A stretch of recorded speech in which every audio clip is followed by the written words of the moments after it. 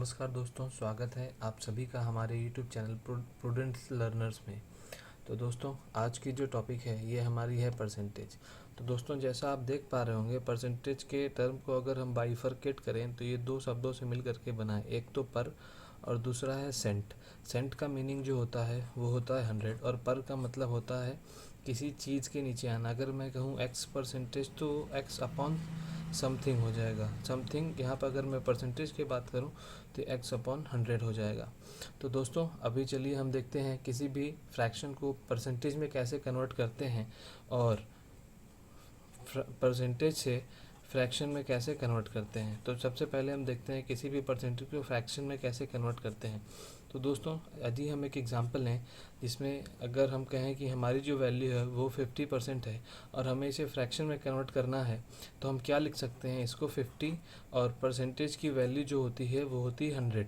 100 means ये complete एक number है, तो उसमें से हम 100 में से ही इसको मान करके चलते हैं। तो 50/100 की वैल्यू कितनी हो गई, 1/2। तो अगर हमसे कोई पूछेगा कि 50% की फ्रैक्शन वैल्यू कितनी होगी, तो हम इसको कहेंगे 1/2। सिमिलरली हमसे कोई 30% की वैल्यू अगर पूछता है तो उसको हम 30/100 लिख सकते हैं। दैट मीन्स इसको हम 3/10 लिख सकते हैं। तो अगर हमसे कोई पूछता है 30% का फ्रैक्शन वैल्यू कितना है, तो उसको हम 3/10 बोलेंगे। तो दोस्तों, आपने देखा कि कैसे हम परसेंटेज को फ्रैक्शन में कन्वर्ट कर सकते हैं। तो दोस्तों, चलिए देखते हैं हम कैसे फ्रैक्शन से परसेंटेज में जा सकते हैं या फिर फ्रैक्शन टू परसेंटेज कैसे कन्वर्ट कर सकते हैं। तो दोस्तों, यदि हम एक एग्जांपल लें जिसमें हम कंसीडर करें कि हमारी कोई वैल्यू 1/3 है, तो अगर हमें इसे फ्रैक्शन से परसेंटेज में कन्वर्ट करना है तो हमें क्या करना होगा कि इस वैल्यू को 100 से मल्टीप्लाई करना होगा। तो इसकी जो वैल्यू आएगी 33.33% हो जाएगा। यदि मैं कहूँ मेरा कोई दूसरा वैल्यू अगर हम कंसीडर करें जिसमें हमारी वैल्यू 1/5 है और मैं आपसे पूछूं कि 1/5 हमारा कितना परसेंटेज है, तो इसको मुझे 100 से मल्टीप्लाई करना होगा और जब हम इसको फर्दर कट करेंगे तो ये हमारा 20% आकर के वैल्यू देगा। तो चलिए दोस्तों, देखते हैं कुछ फ्रीक्वेंट नंबर्स जो फ्रीक्वेंट परसेंटेज जो एग्ज़ाम में पूछे जाते हैं और जिनकी मदद से हम डीआई को ईजिली सॉल्व कर सकते हैं और साथ ही साथ सिंप्लीफिकेशन एंड अप्रॉक्सीमेशंस को भी, क्वेश्चंस को भी जल्दी हम सॉल्व कर सकते हैं। तो चलिए दोस्तों, स्टार्ट करते हैं। तो पहला है 1/2। अगर हमें इसे परसेंटेज वैल्यू, हमारी फ्रैक्शन वैल्यू 1/2 है, उसको परसेंटेज में लिखना है तो हम इसे डायरेक्टली 50% लिख सकते हैं। और ये सारी ऐसी वैल्यूज़ हैं जो हमारे एग्ज़ाम में पूछी जाती हैं।